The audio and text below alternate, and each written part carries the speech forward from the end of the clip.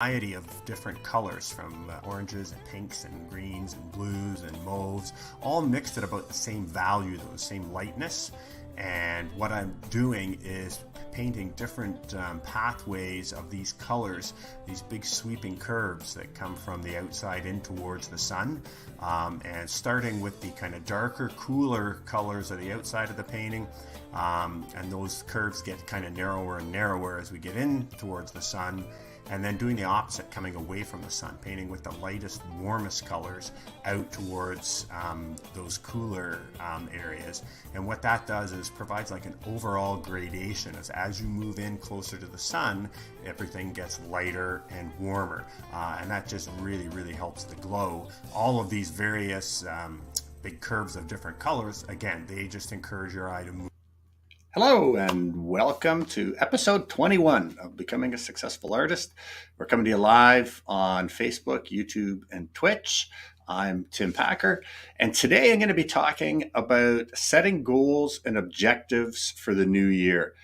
This is the perfect time to do that, kind of after the hubbub of New Year's is over and kind of all the unrealistic expectations that people often have. Just sitting in kind of the cold light of day and then looking at what you'd like to have happen this year and what are the steps that you can do to make that happen. So yeah, I'm Tim Packer. I see a lot of familiar faces out there, but for those of you who don't know me, I'm a fairly successful artist. I've had a very, very good career of over 20 years of being able to go in my studio every day, do what I love, create my work, and earn a very good living for that. And now at this stage of my life, what I'm really interested in doing is sharing everything I've learned with other aspiring artists. So for those of you that are live, I welcome comments and questions. And I see a lot of you are already putting in. You can say hello and let me know where you're watching from. And if you have any comments or questions over the course of the show, you can put those in as well, and Cameron will get them to me. For those of you watching the recorded version, welcome, and maybe I can catch you on the live broadcast next week.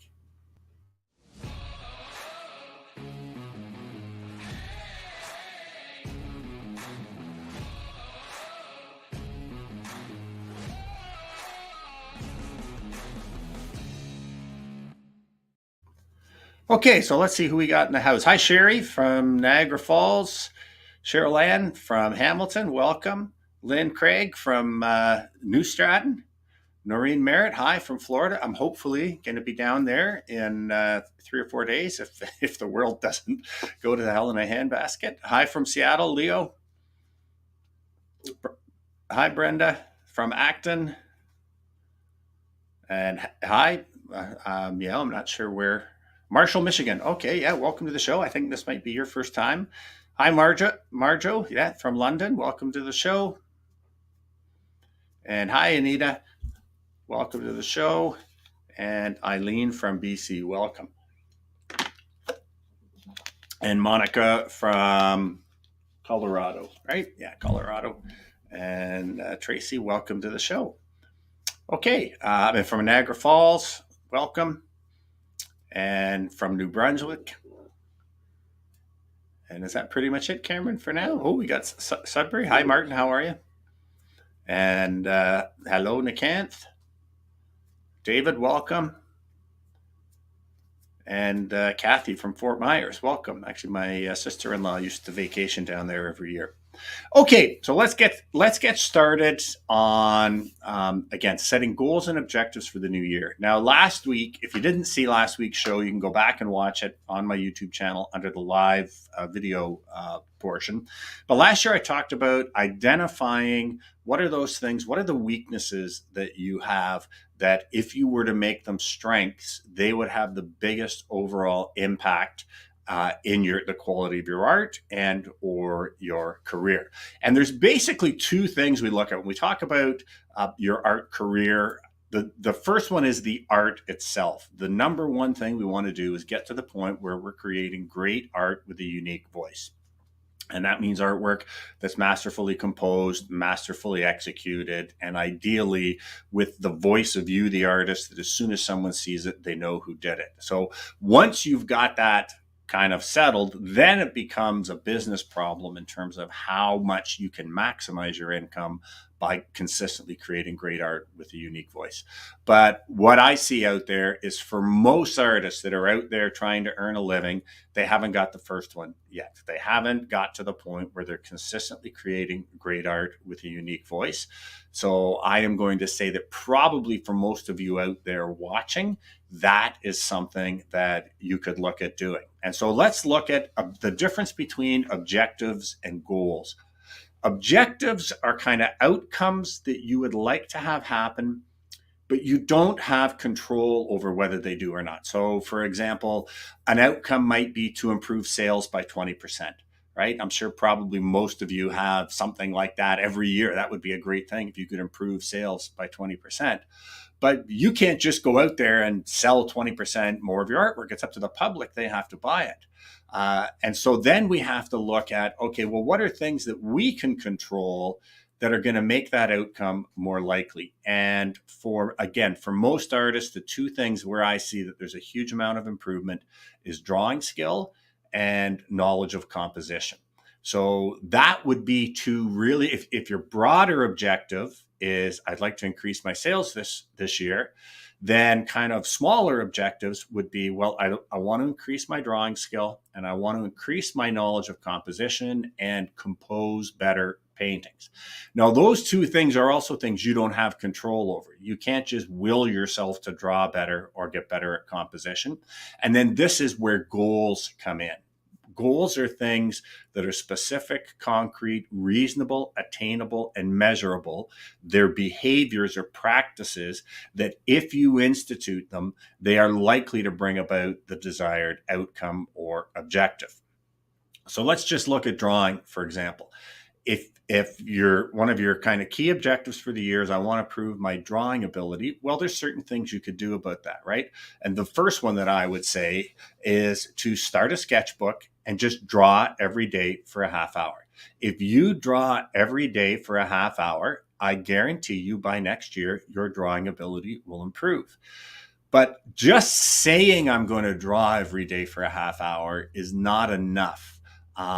Because again, they need to be reasonable, attainable, and measurable. So if you were, for example, going to say, I'm going to start a sketchbook and my goal is to draw every day. Well, once you buy the sketchbook, what can you do to make it more likely you're going to draw and make you accountable and be able to measure it? Well, the one thing I would do is I would go through that sketchbook and I would write each date. I would start, if we're starting today, it's January 13th, write January 13 on the first page, January 14, January 15, go through the entire sketchbook, because now you've actually set out, okay, each day I have to do a drawing.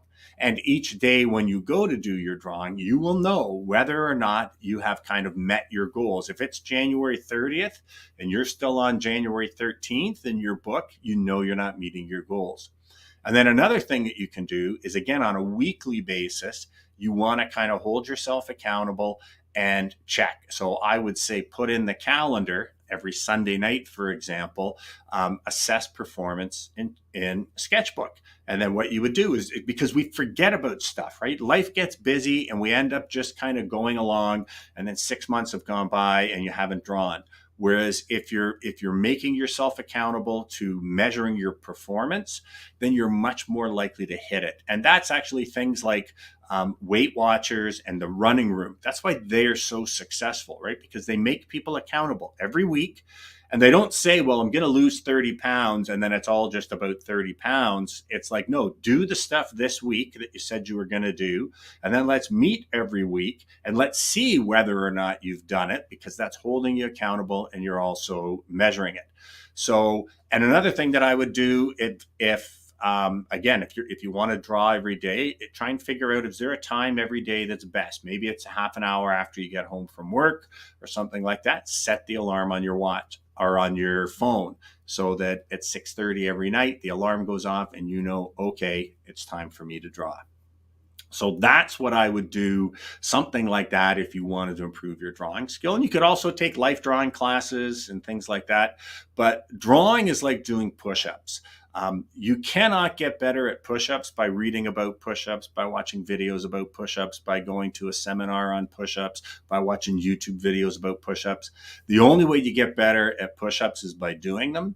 And it's the same with drawing. The only way you get better at drawing is by drawing, and by drawing consistently. It's no good to not draw for like 3 months and then go draw for 5 hours a day for 4 days, because it's like a stair step. You improve your skills, and then if you don't do it for a few months, you go back down. So it's that consistent showing up at your sketchbook and drawing every day. So that's what I would do for those of you. And the question to ask yourself is, if someone saw your work, would they say you are a master at drawing? Not that you're pretty good, not that you're really good. Are you a master? And I would say for most of the artists that I see out there trying to make a living, the answer is no, they're not a master. So that's something that you have absolute control over that's going to result in better work.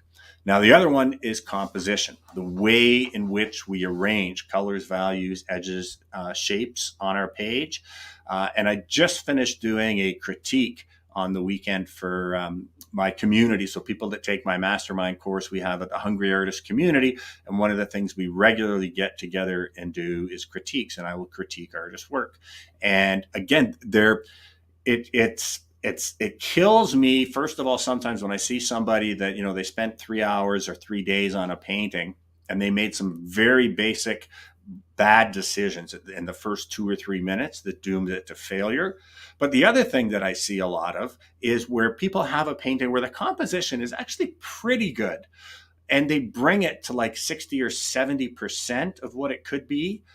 But a solid knowledge of composition, just by tweaking a few little things, can bring it to that whole other level.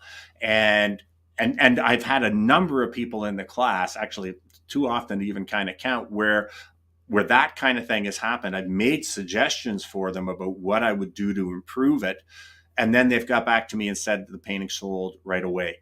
And if you have a sound knowledge, and if you can actually master composition, then you have the ability to do that for every single painting you do. And you do it, first of all, if you're out taking photos, you compose a strong composition.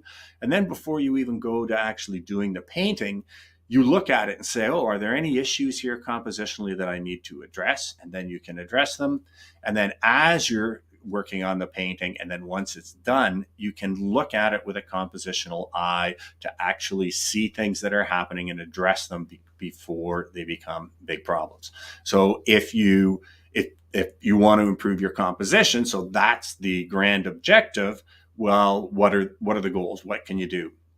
Well, the one thing that I would suggest is actually getting some good material to learn from. I learned from a couple really, really good books. One was by Frank Webb, Strengthening Your Paintings Through Dynamic Composition. Another one was by Harley Brown. I believe it was Eternal Truth Every Artist Should Know. And if you like my teaching style, I have a course on color and composition. And you can also just go to my website and put your email address and name in for my newsletter, and you'll get my PDF, which is the 10 most common compositional errors that I see. Even just by avoiding these, you're going to improve your sense of composition. But you definitely, if you want to master composition, you need to engage in some kind of learning, because this is not stuff that we just know. Until it's actually taught to you, you don't understand it. I used to be absolutely horrible at composition. I had no idea. I used to get so frustrated because instructors would say, well, don't just paint what's there, move stuff around. And I had move what, where? If I have no idea what I'm doing, I'm likely to take what's maybe a pretty good composition and make it worse. But once I dove deep on the theory of composition and really, really embraced it, that is what has led to my success as much as anything. But there's also things you can do in terms of your painting process to improve your compositions. And one of the things I talk about in my course is doing value studies. So these are, once you decide, for example, that this is, in this painting, here's the arrangement of the various shapes. Well, which ones are going to be dark? Which ones are going to be mid value? Which ones are going to be light value? Are some of them going to be positive shapes or negative shapes? That kind of thing. And the way you work that out, the best way that I've found, is doing little value studies. And I go into great detail in the course how to do that. But if you were to say, for every painting that you do, once you've decided on your subject matter and you say, I'm going to do this image, I'm going to paint it. Well, if you made yourself do 5 value studies, different value studies, so change up the arrangements of darks and lights, and do 5 different value studies for each image before you go to a painting, right? That is going to have a dramatic impact on how you think about composition and your ability to think with a compositional mind while you're painting. Because when we're painting, we get so caught up in what color am I using? Does this stroke really represent the birch bark or the fir or whatever? Whereas when we do value studies, the only thing that you're worried about is the shapes and the values, light, dark, or medium. And we get better at composition through the number of compositions that we do. So if you did 5 value studies for every single painting before you did it, if you did 50 paintings this year, that means you would have 250 value studies and 250 opportunities to learn and get a little better at composition. And I guarantee you, if you do these 2 things, unless you're already, if you say I'm an absolute master at drawing and master at composition, if you spend this next year working on that, I guarantee you will see a marked improvement in the quality of your work at the end of the year. And as long as your work is out there being seen, that should result in an increase in sales as well. So that's kind of how the whole idea works about kind of objectives and goals. And it applies for anything. When you get into the business side of it, it also applies. And the other thing that's very, very important in this is your daily practice. It's like none of this stuff works if you don't do it, right? And so what's really important is when you measure your performance and you say, for example, if you made the goal that I'm going to draw every day and you're only drawn 4 times a week, you have to ask yourself, why is that? Is it reasonable and is it attainable? Now, you might be in a situation where you're just so busy and you've got so much going on that it's not reasonable to draw every day. So then you change your goal and you say, okay, well, I'm going to draw 4 days a week, and you pick those days. And then again, you measure it. Now, if you're continually just not hitting your goals as you get lower and lower and lower in your standards, then the answer there might be, you know what, you really don't want to be a professional artist that bad, because it is work. It's not all just doing what you want. If you want to be successful, you need to do the work. But again, when you set your goals, you kind of try and hit them, you monitor, and then you reassess.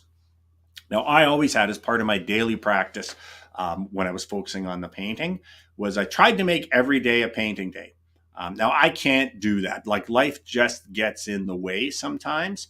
But I didn't like scheduling painting days, because if I took a day off, then invariably something would happen the next day, just kind of out of the blue, that stopped me from painting. But my kind of daily rule of thumb was, unless there was something going on that specifically prohibited me from painting that day, every day I had to get my butt into the studio at noon and paint.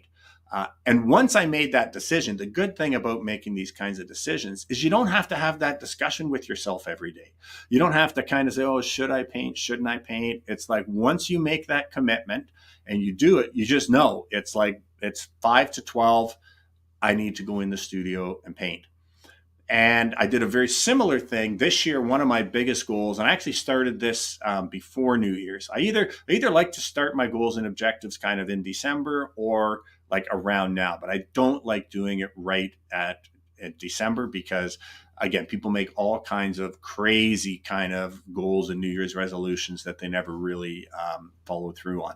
So I made the decision in December, that in the beginning of December, that what I really wanted to do for this year, my main objective, was to really increase the Art Academy, the online Art Academy, and increase the number of students and increase our sales and increase our revenues. So that was my broad objective. And I thought, well, what can I do to do that? And I had been watching a lot of stuff that said that YouTube live videos are a really, really good way of growing your YouTube audience and getting more engagement with people. And Cameron and I had already kind of realized that I'm at my best in terms of convincing people that, gee, maybe they might want to take a course with me if they can actually engage with me in a video and I can actually talk about it, much more than just a graphic or much more than a written post, a long format. So we decided that, okay, what I'm going to do, let's see. I think if I go live every day, Monday to Friday, that probably will grow my YouTube audience and hopefully will grow engagement and grow enrollment on the Tim Packer Art Academy. So we did that. So I think it was in around the 5th of December that I decided, okay, I'm going to do it. I learned that weekend how to use StreamYard, and then we started doing the live videos and did it for an entire month. And the results were amazing. That was actually our best month by a long shot. We did double the amount of revenue on the Tim Packer Art Academy and double the amount of signups for courses during that time. So it was like, okay, our kind of the idea that this would help drive that was proven correct. But the one thing that I found was that it was exhausting doing a live broadcast every day. And I just made the decision that, yes, it's specific, it's concrete, but it's not reasonable or attainable. There's no way that I could actually do a live broadcast every day for the rest of the year. And so what do? You reassess and say, okay, but the live broadcasts were really, really effective. So let's try going back to once a week. And so and again, there's no shame or harm in going back and reassessing your goals. Just make sure that you're doing it because it's actually not reasonable, but you're not just going, I don't care that much about it. Because at a certain point, if you just keep lowering and lowering and lowering your goals, well, again, you have to ask yourself, why are you even doing this? But we've decided now we're going to go for one day a week. And then when I get back from Florida, we're going to reassess, and then probably we'll do 2 days a week. I think 1 day a week is good. And today actually is the most people we had waiting for the show to come on. So I think maybe 1 day or less than 5 days a week might actually be better, just because not even people that are interested can't watch every day. But we're going to reassess that over the course of the year.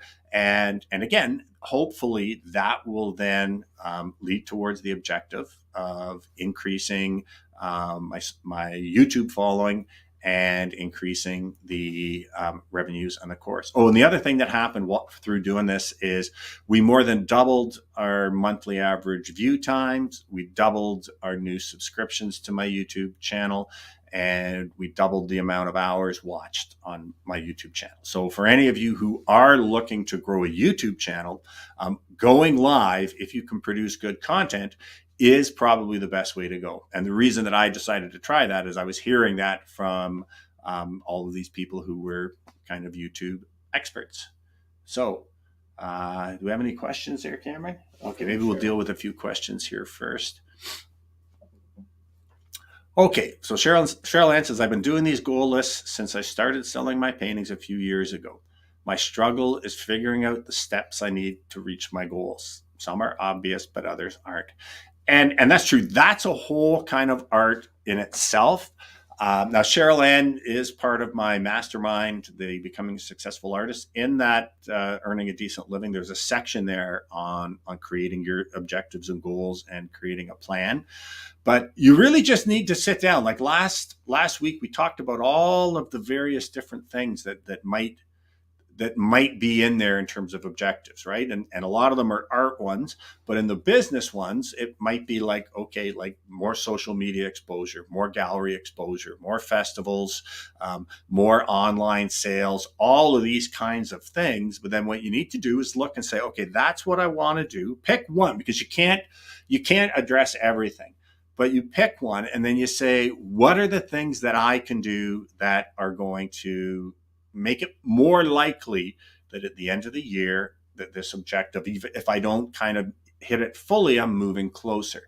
And it's things like you might have an objective that I would like to be in 3 juried shows this year, right? Where you submit stuff, and if it gets accepted, then that's a nice notch to have on your resume. Well, you don't have control over whether or not a juror kind of accepts your work, but what are the things you have control over? So you could say, I'd like to get in 3 juried shows this year, so I'm going to make submissions to 8 juried shows.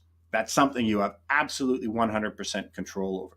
And then you could also say, I am going to keep my best 8 paintings held back until I submit them to these shows. And as you kind of create a better painting, so say you have your 8 best, and now you do another painting and you go, wow, now that's in the top 8. Now the bottom 8, that can go out for sale, but you keep those paintings held in reserve so that you can submit them to the show.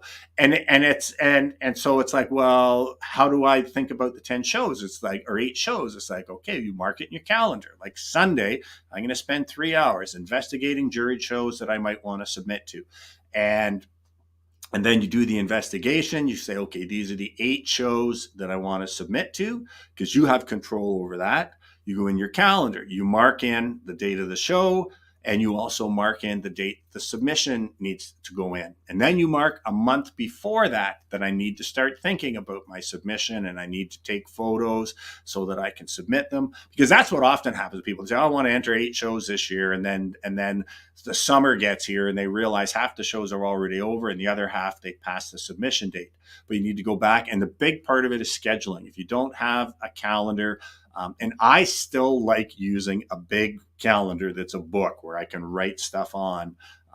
If you're comfortable with doing the online calendar, that's fine. But you need to go in and schedule the things, but backdate it, right? So if it's like,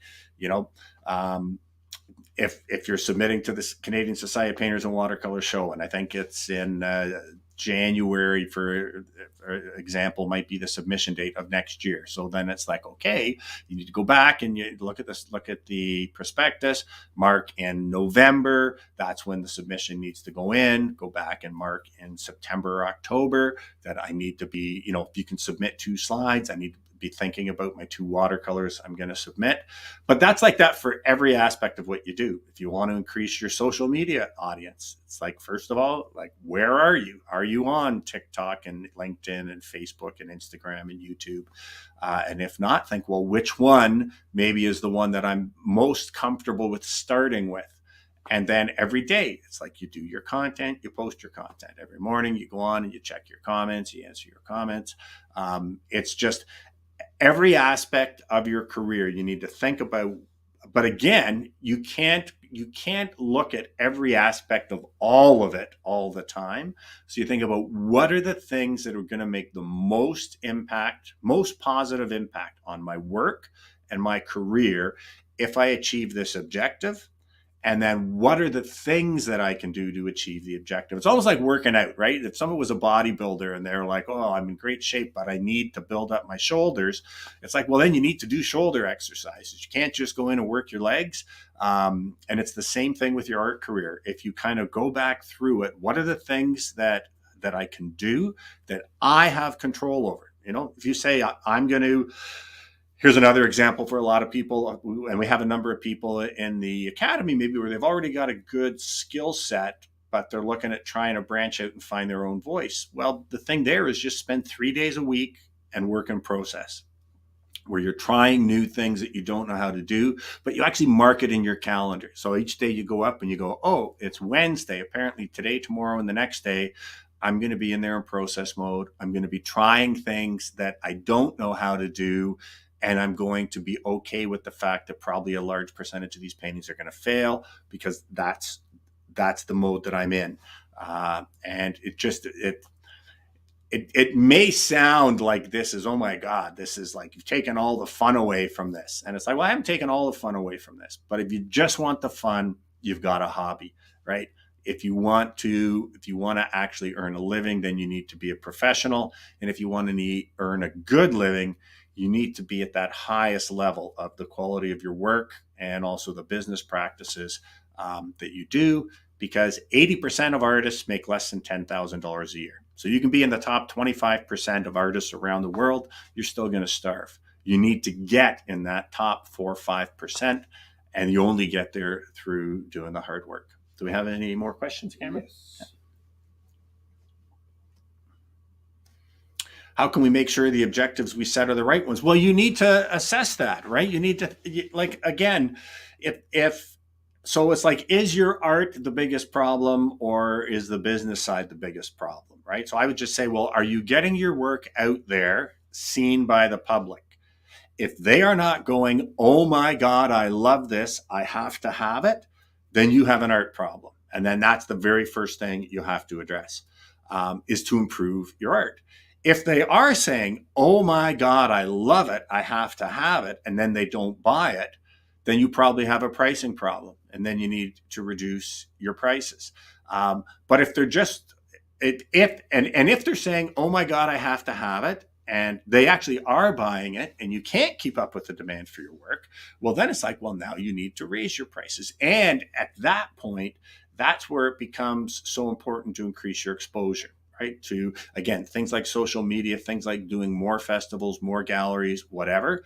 But everything really should be focused on improving your art, improving your skills, improving your knowledge of composition, spending time in process mode until you can consistently create great work with a unique voice. And again, great work, we judge great work not by what some critic says or anything else, but how the public responds to it. And you need that, oh my God, I love it. Every week now, we do a feature on my website where we offer 3 giclées at a discount just for my newsletter audience. And so every Monday, Wednesday, Friday, we just do a picture post of, this is one of the giclées in my features for this weekend.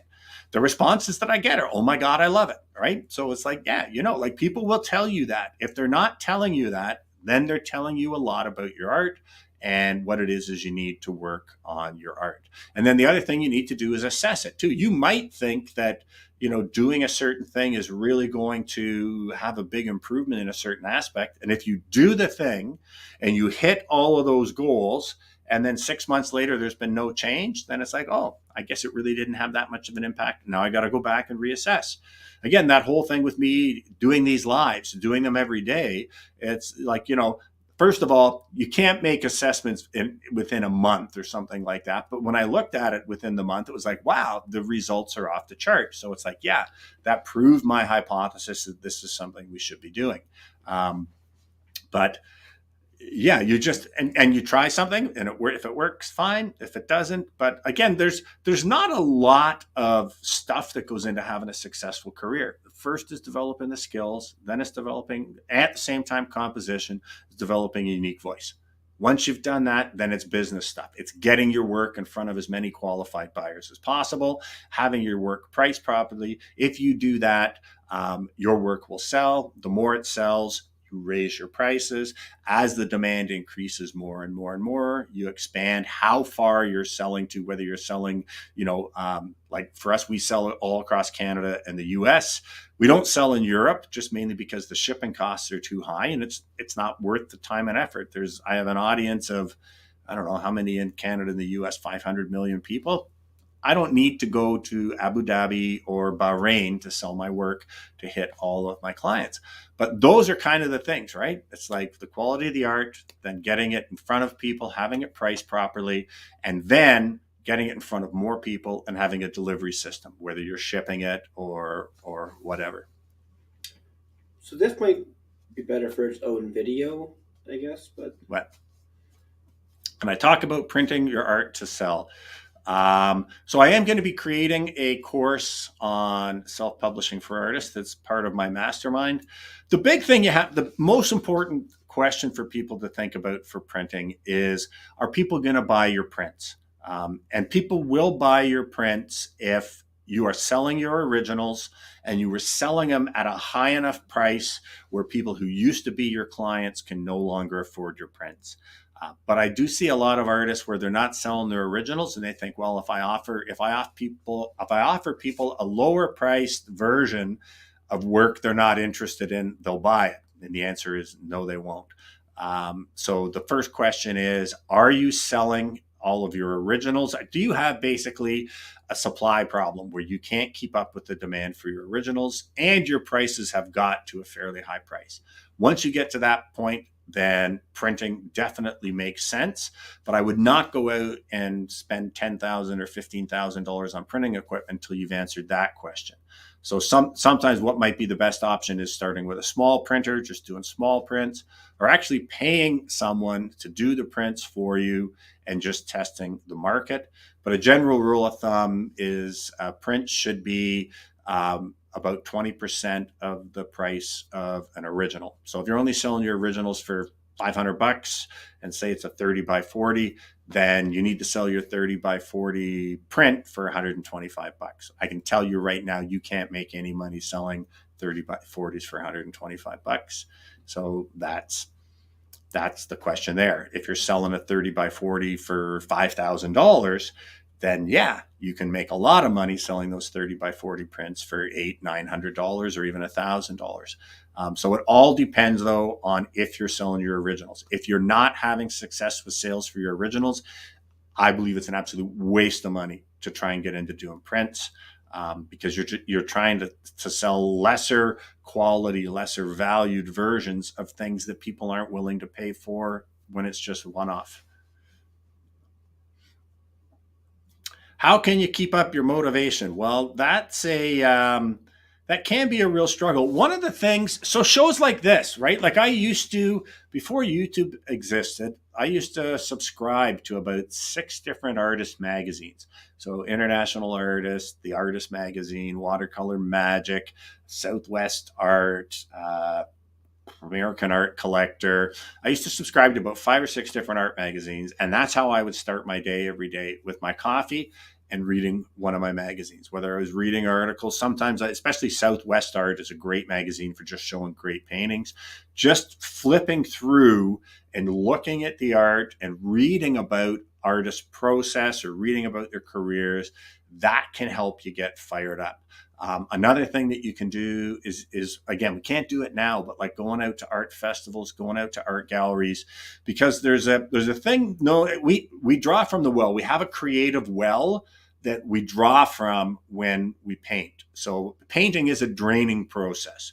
It's not like you go in and paint all day and come out feeling, oh my God, I'm so full of energy. No, it's draining, because you're drawing from that creative well. So you need to find things that you can do that will fill that creative well. So shows like this, me doing live, just sitting here and listening to another artist and interact, that does it. Again, YouTube, like I've got now, I think over 200 videos on YouTube. So like sitting, watching a video and then going, but don't do what a lot of people do. It's like they spend all their time watching videos and never actually get up and do. Watching the videos is great as kind of a catalyst to get up and then do it. But again, I know there's a lot of people, it's like they watched 100 videos on how to do YouTube videos, and yet they still haven't created their first YouTube video. That's not good. And another thing that you can do, one hack that I found, if I didn't feel like painting in a particular day, is just make a deal with yourself. I'm going to go in and I'm going to paint for a half an hour. And if I don't feel like it at the end of the half hour, I give myself permission to put the brushes down. Because sometimes if you're really not feeling it and the well is empty, the thought of going in and painting for 5 hours is just overwhelming. But sometimes what happens is you go in and you start painting, and 15 or 20 minutes in, now you're back in and you don't have to worry about it. It's just like going to the gym, right? The hardest thing to do if you're working out is to actually get your shoes on, get your gym bag, drive to the gym and walk in the doors. Very rarely, if you can do that, are you going to walk in and then turn around, walk home and not work out. But it's between that thinking I should work out and actually getting there that it's like, no, maybe I'll watch a movie or maybe I'll do this. So just making yourself go do the thing and give yourself permission that if in a half hour you're really not feeling it, then okay, I give myself permission to walk away and I'm not going to beat myself up over it.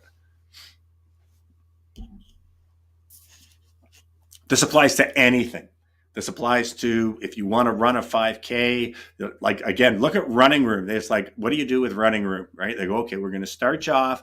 You're going to, run 1 minute and walk 1 minute.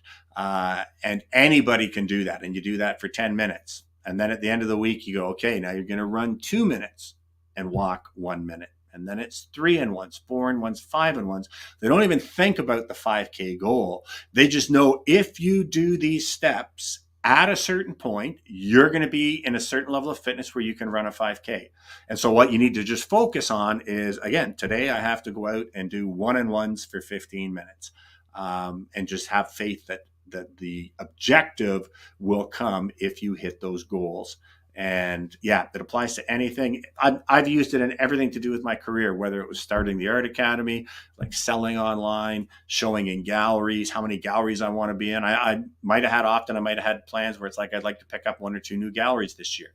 All of this stuff goes into it. Okay, that's my objective. What do I need to do to make that happen? And then actually do those things. And not everything is always going to work, right? But if you have no plan, what I often see, what you don't want to be doing is in a situation where, again, you're creating moderately competent work. It doesn't show a mastery of skill. It doesn't show a mastery of composition. There's nothing uniquely remarkable about your work.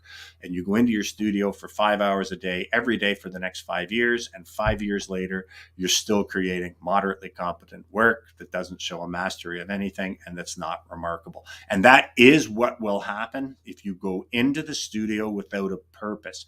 What am I trying to achieve here today? Am I trying to achieve the best painting possible, which is when you're in product mode? Or am I trying to improve my skills and improve my knowledge so that the level of my best painting possible keeps going up and up and up? We got more, Cameron? Yes. Is it worth it to niche out?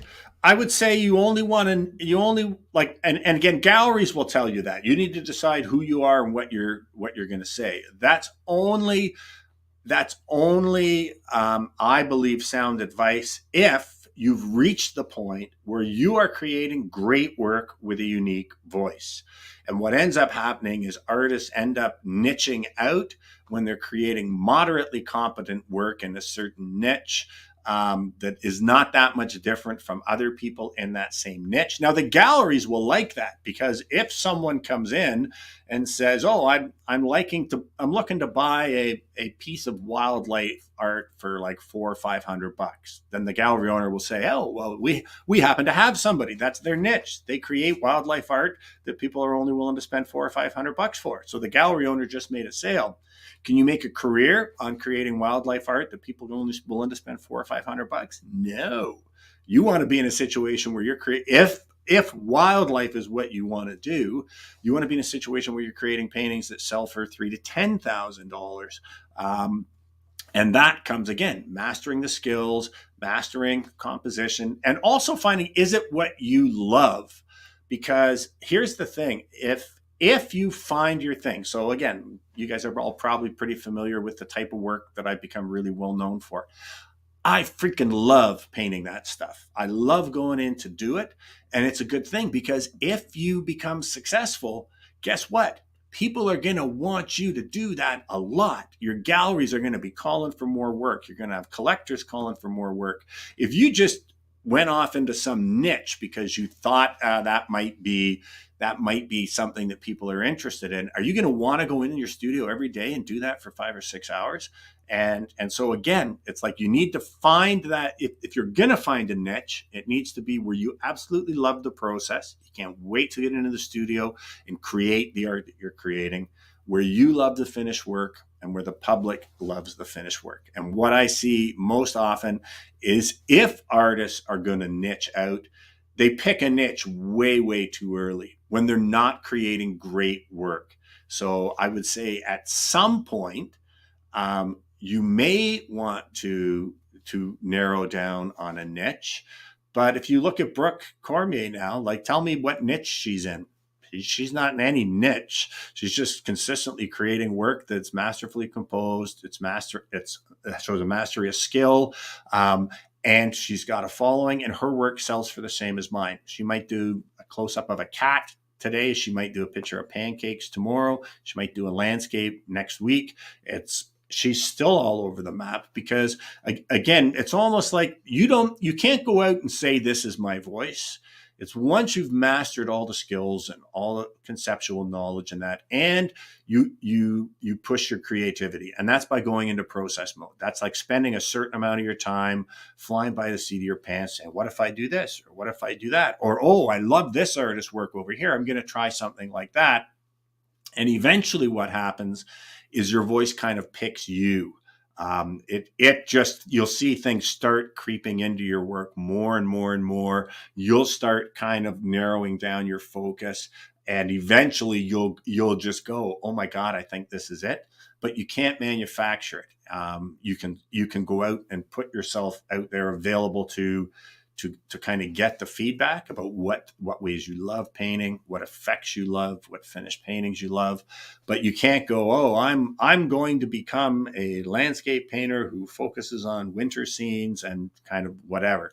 And it's just like music, right? The best way to do it is seek out as many influences as you can, especially of great artists, and try incorporating a bunch of different things, a bunch of different influences, and eventually you'll find yourself in a position where all of a sudden it just starts gelling together, and then at a certain point you'll just realize, oh my God, I think this is it. And that's what happened to me. Are juried shows worth entering? Yeah, they are. For a couple reasons. That when you make the transition from just being a painter who paints as a hobby to someone who wants to make their living at it, it's like, well, are you a pro? Are you doing what a pro does? So, for example, if you were wanting to get into a gallery and all your resume has is like, yeah, you've done a few festivals, you've done your studio open house, you've done the studio tour. It's like, okay. But if your resume says, yeah, I've been accepted in the national show of the Canadian Institute of Portrait Artists. I got into the American Watercolor Society show. I won an award at the Oil Painters of America, whatever. When your resume has that, that's not going to make someone go, oh, I'm going to buy your work. But it's going to make a gallery owner, first of all, if you're interested in going into galleries, go, oh, this person is very serious about their career because they're doing the things that you need to do to develop a CV or resume. And the other thing it can do, no one's going to buy a particular painting just because you're a member of the American Watercolor Society. But if they love a painting, and they think, oh, I love it, but I don't know anything about art. Like, so that's the biggest thing people are worried about, that they're going to buy a piece of art and one of their friends who knows something about art is going to ridicule their decision. If they can look at your resume and say, wow, look at this guy's, not only do I like his work, but people who have been actually hired to adjudicate the quality of work, they like his work. And he's got into this show, this show, this show, this show, this show. He's won all of these awards. That's more likely going to put someone over the edge if they're thinking about buying your work. That will help them pull the trigger. And the other thing about juried shows too is anything you do with where you get out to meet other artists and see other artists is a good thing. I mean, I've talked about it all the time about how many times I've had a random conversation with a fellow artist where it was the right thing said at the right time that just had an incredible change in my trajectory. Because that's the other thing. If I get back to the magazines and even watching YouTube videos and stuff like that too, like I have stacks and stacks and stacks of magazines. I used to reread them all the time because you can only really take in what's most relevant to you now. So you might read through a magazine now, and what you really need to be thinking about is some very basic level stuff. You might read that same magazine 2 years later, and there's someone there talking about much higher level stuff, or maybe it's more about the business, and you're ready for that now. And it's like, oh, okay, that applies to me now. So if you do have magazines, books, or whatever, and even the videos, like I would say, at least every year, kind of get out some of them and reread them. Because the right thing, it not only has to be the right thing said to you or read, but it needs to be at the right time when you're right at the moment where that's the right piece of advice or knowledge for you now.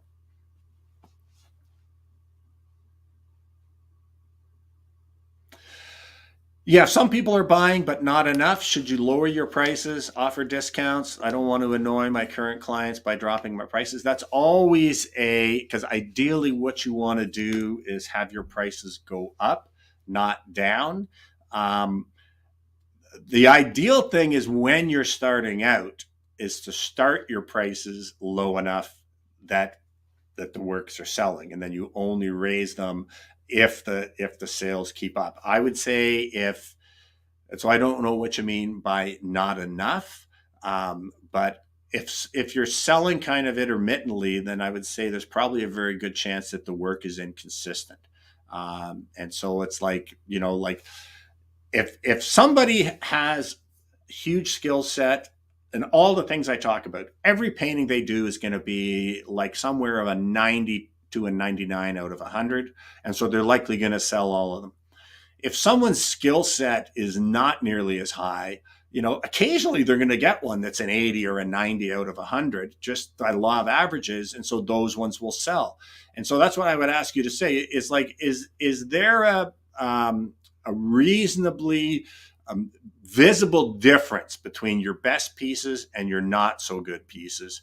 And what I would say is then what I would work on is developing the skills and the knowledge so that they all get up to a certain amount. And that's the other thing too. All of you should have a bar that it's kind of like, here's what I require to put a piece out there. If it fails, then it doesn't get shown and it doesn't get offered for sale, because that just drags down the perceived value of your work. But I would say if you've got a lot of collectors out there and you're worried about, again, the perceived kind of impact of lowering your prices, then the thing that you need to work on is improving the quality of your work. And that will automatically improve the perceived value, which will improve how much people are willing to pay. But that's the thing I see out there a lot, is a total lack of consistency. You walk by an artist booth and they got 20 paintings in there.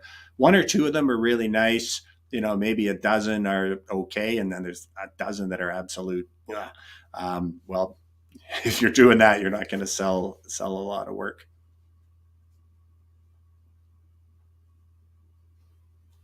How do you know when art's good enough to start selling? Well, the first thing you need to do is get your work seen by people, right? And so right now, what was the best way and will be the best way is actually doing art festivals, right? You can do an art festival and you can have 10,000 people come by and look at your work, and they also know it's for sale. It's kind of like, if nobody's buying your work, then you're probably not ready for prime time to be selling your work. If you're putting work on Facebook or other social media things, or just having friends and family looking at your work, it's like, when are you ready to start selling your work? It's when people start asking you if your work is for sale. So if you are just posting stuff on Facebook and Instagram, and that's fine, just posting, here's my latest piece, your friends and that are seeing your work. If nobody is actually reaching out to you and saying, oh, is that piece for sale? Then your work's not ready for sale. Once people start actually reaching out to you and asking you if your work is available for sale, well, then it depends on, well, how much money do you want for it? And are they willing to pay that price? And I would, again, say at the start, you want to have your prices as low as possible. You're better off to sell a ton of paintings where you're even just kind of making your cost back as you improve, because you're still then growing your audience and you're growing a group of collectors, and you can continually raise them. But like Brooke, for example, like say her work now sells in the $5,000, $10,000, $15,000 range. 5 years ago, she was selling little paintings this big for $10 a piece. And I know a lot of artists were telling her, I was the one that told her to do that, but a lot of artists were telling her, oh, that's too cheap. Those artists are still selling their work for $300 or $400. Because at the beginning, it's not about maximizing your earnings. It's about maximizing your skill and your learning. And if you can just be selling work, even if it's at rock bottom prices, you're developing your client list, you're getting the work out there, and you're improving. But if nobody's shown any interest in buying your work, just from seeing it, then I'd say, yeah, that tells you all you need to know. What top 3 media should someone concentrate on? I can't give you an answer for that, because it's changing all the time. It also depends on what are you good at, right? Like, I'm really good at video. So for me, like TikTok, I haven't been on TikTok lately, because when I first went on it, I wasn't actually involved in doing the teaching, but I went on TikTok and in 6 months, I got like 27,000 followers. But I'm really good at doing video, and I'm really good at doing short videos. If you're not good at short videos, then TikTok's not going to work for you. If you're not really good at video in general, then YouTube's not going to work for you. And even with Facebook, Instagram, whatever, it's like, you don't know. All I can say is, you try them all. Many of you know the story for me. Like I've only ever had one post go viral, and that was on LinkedIn. which is not an artist site. It went viral, and what we did from that ended up generating us somewhere around $40,000 in sales over the course of 4 or 5 weeks after that post went viral. But is it likely you're going to go on LinkedIn and have a post go viral? Probably not, but it might. So yeah, the only thing that I can tell you is you need to try them, see which, because they all have very different things that they reward, right? They also have, what is it now? Reels? Is that the short little videos on Facebook? Or there's Instagram stories, like there's Instagram TV. There's so many different things. So what I would say is, like, kind of pick one or two and try it. And if it works for you, then like maybe pick another one and try it, and then pick another one, and then go, well, which ones seem to be most effective for me? But yeah, I can't tell you what's going to work best, because it depends what you're best at. Some people do really, really well on, I think it's Medium, which is long form writing, right? Or blogs. Reddit's a good place. Yeah, that's actually when Brooke had her one post go viral. She went from 1,800 to 18,000 Instagram followers in a week. It was because somebody reposted, I think it was their Instagram post, onto Reddit, and then it ended up being the number one post on Reddit for a couple days, and that just went crazy. So and the other thing is, it's changing all the time. If I tell you what I think's best right now, 6 months from now, it's probably going to be different. So you got to put in the time and do the work, right? So it's like, yeah, try Facebook, try Instagram, try Reddit, try TikTok, try YouTube, and then judge it and see what works best for you. Okay, so we'll do 2 more. Okay, we're going to do 2 more questions, and then we're going to call it, since we're getting close to an hour here. What should an art bachelor degree student do? Go for further studies for a professor. Well, you may or may not have heard some of my posts about a Bachelor of Art degree. Having a Bachelor of Art, it depends what you want to do for a living, right? If you want to be a working artist, where in my village, and again, some of you are new here, so you may not be like, again, the idea, there's a number of different art villages. My village is the village where people buy your work to hang in their homes or their offices. So it's individuals or it's businesses, and they buy it either at galleries or art festivals or online. That's my village. In that village, having a Bachelor of Arts, it would be like having a Bachelor of Arts in hockey if you wanted to be a professional hockey player.